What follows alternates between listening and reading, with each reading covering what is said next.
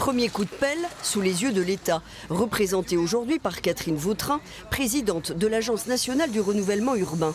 Car ici, au Val-de-Laurence Sud, l'État finance à 100% la démolition de 496 logements, participe pour un tiers à la rénovation de 202 et la résidentialisation par les extérieurs. Un programme global pour restructurer entièrement une des entrées de la ville de Limoges. Moi, je suis d'accord avec vous.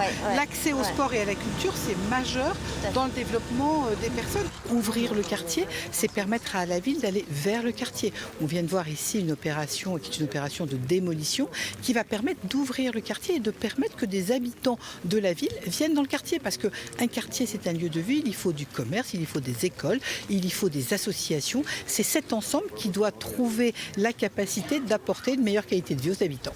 Les quartiers de Beaubreuil, des Portes Ferrées et du Val-de-Laurence Nord et Sud vont ainsi être totalement mis aux normes et désenclavés avec l'arrivée de nouveaux services comme une bibliothèque ou des antennes France Service. Comme on l'a fait déjà depuis 2014 sur la Batide, aujourd'hui on a 3 gros projets de rénovation urbaine, je rappelle, 300 millions d'euros quand même, où on engage les bailleurs, de gros financements par les bailleurs, et puis des travaux de démolition, de réhabilitation de patrimoine.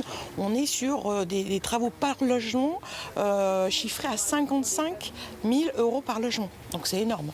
Investir pour sécuriser aussi, une sécurité que réclament les habitants de ces quartiers et les forces de l'ordre qui peuvent se retrouver encerclées lorsqu'elles interviennent.